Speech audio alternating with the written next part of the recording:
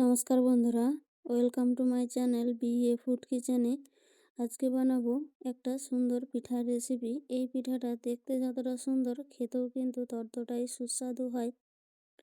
একেবারে জালিদার এই পিঠাটা একবার বানালে বারবার মন হবে এই পিঠাটাই বানানোর জন্য। আর ঘরে থাকা কিছু উপকরণ দিয়ে এই পিঠাটা বানানো যায়। খুব সহজ এই পিঠাটা বানানো। তো একটা লাইক দিয়ে সম্পূর্ণ রেসিপিটা দেখার অনুরোধ রইল। এখানে আমি প্রথমেই একটা কড়া বসিয়ে দিয়েছি, দিয়ে দিচ্ছি 1 কাপ চিনি।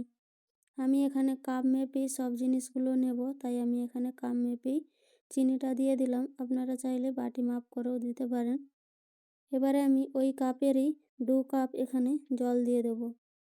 যতটা পরিমাণ চিনি নেবেন তার ডবল এখানে জলটা নিয়ে নিতে হবে। এবারে গ্যাসের ফ্লেম হাই করে এখানে চিনিটাকে আমি গলিয়ে নেব। এখানে কোনো রকম তার বা শিরা এইভাবে কোনো রকম বানানোর দরকার নেই। শুধুমাত্র চিনিটা গলিয়ে নিয়ে একবার ফুটে গেলেই এই রসটাকে আমি বন্ধ করে দেব।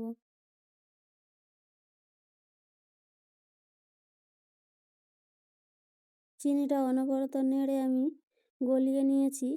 আর পুরো চিনির শিরাটা কিন্তু একবার ফুটে উঠেছে। এই পর্যায়ে আমি গ্যাসটা বন্ধ করে দেব। গ্যাসের ফ্লেমটা বন্ধ করে এটাকে পুরোপুরি ঠান্ডা করে নেব। তারপরেই এটা পিঠার মধ্যে ব্যবহার করব। এর আগে কিন্তু গরম গরম শিরা পিঠার মধ্যে ব্যবহার করা চলবে না, তাহলে কিন্তু পিঠাগুলো হবে না। তো এখানে আমি একটা বড় পাত্র নিয়ে নিয়েছি, তার মধ্যে দিয়ে দিচ্ছি 1 কাপ চালের গুঁড়ি। এখানে আমি ভিজে চালের গুঁড়িটা নিয়েছি। এখানে আমি ঘরেই চালটা ভিজিয়ে এখানে গুঁড়ো করে নিয়েছি। আপনারা এখানে কেনা চালের গুঁড়ি কিংবা শুকনো চালের গুঁড়িও ব্যবহার করতে পারেন।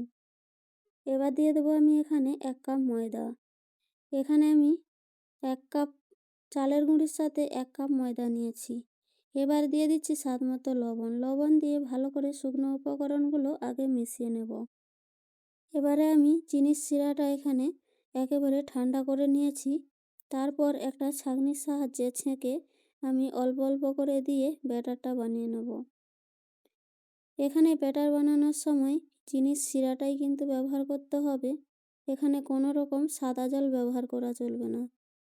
সাদা জল ব্যবহার করলে পিঠেগুলো কিন্তু হবে না। পুরো চিনির রসেই এই ব্যাটারটা বানিয়ে নিতে হবে। এখানে আমি অল্প অল্প করে দিয়ে ব্যাটারটা ভালো করে বানিয়ে নেব। তারপর এটাকে আমি 5 মিনিট ফেটিয়ে নেব।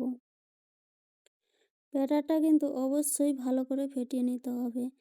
যত ব্যাটারটা ভালো করে ফেটানো হবে ততই কিন্তু পিঠেগুলো ভালো হবে। তো এখানে ভালো করে মিশিয়ে নিয়ে আমি 5 মিনিট মতো ব্যাটারটাকে অনবরত এইভাবে নাড়াচাড়া করে ভালো করে ফেটিয়ে নেব। 5 মিনিট আমার ভালো করে ফেটানো হয়ে গেছে। আবারও আমি অল্প করে চিনির রস দিয়ে আবারও আমি এটাকে মিশিয়ে নেব। এই ব্যাটারটা খুব বেশি একেবারে পাতলা করা চলবে না, আর খুব একেবারে ঘন রাখা চলবে না। যেভাবে গুড় পিঠা করলে ব্যাটারটা বানানো হয় তার থেকে একটু এই পিঠের ব্যাটারটা পাতলা রাখতে হবে। আরও 2 থেকে 3 মিনিট ব্যাটারটা ভালো করে আমি এখানে ফেটিয়ে নেব। 2 থেকে 3 মিনিট পর ব্যাটারটা দেখুন এইরকম হয়েছে। এই রকম রাখলেই পিঠেগুলো সুন্দরভাবে হয়ে যাবে। এখানে আমার 1 কাপ মতো চিনির রস লেগেছে। এখানে আমি যেহেতু চালের গুঁড়োটা ভিজে নিয়েছি, তাই আমার চিনির রসটা এখানে অল্প লেগেছে। এবারে ঢাকা দিয়ে এটাকে আমি 5 মিনিট রেস্টে রেখে দেব। এখানে আমি কড়া বসিয়ে দিয়েছি। কড়াটা আমি এখানে কেমন নিয়েছি দেখতেই পাচ্ছেন। এই পিঠেটা বানানোর জন্য কড়াটা একটু ফ্ল্যাট হওয়ার দরকার। গর্ত কড়া নিলে পিঠেগুলো কিন্তু অতটা ভালোভাবে হবে না। এবারে সামান্য পরিমাণ এখানে আমি সাদা তেল গরম করে নিয়েছি। তেলটা এখানে ভালো করে গরম করে গ্যাসের ফ্লেমটা হাই রাখতে হবে যখন পিঠেটা আমি দেব।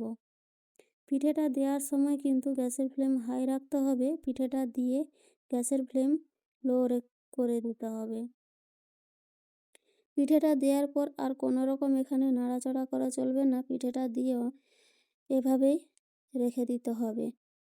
যখন পিঠেটা চারপাশ থেকে ফুলে উঠবে তখন এইভাবে তেলটা ছিটিয়ে দিতে হবে পিঠের উপর।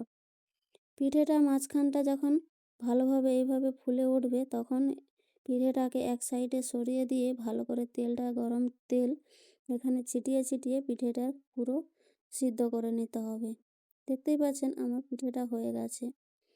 এইভাবেই পিঠেগুলো বানিয়ে নিতে হবে। সব পিঠেগুলো কিন্তু আমি এইভাবেই বানিয়ে নেব। দেখতেই পাচ্ছেন পিঠেগুলো কত সুন্দর হয়েছে দেখতে। পিঠেগুলো কিন্তু উল্টানো চলবে না, এই পিঠেগুলো এইভাবেই ভেজে নিতে হবে। সব পিঠেগুলো আমার তৈরি হয়ে গেছে, দেখতেই পাচ্ছেন কতটা সুন্দর হয়েছে। আজকের পিঠের রেসিপি যদি ভালো লাগে একটা লাইক করে একটা কমেন্ট করে দেবেন, আর নতুন বন্ধু হয়ে থাকলে চ্যানেলটাকে সাবস্ক্রাইব করে আমার পাশে থাকবেন।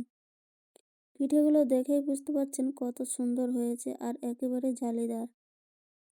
পিঠের রেসিপিটা শেষ পর্যন্ত দেখার জন্য অসংখ্য অসংখ্য ধন্যবাদ।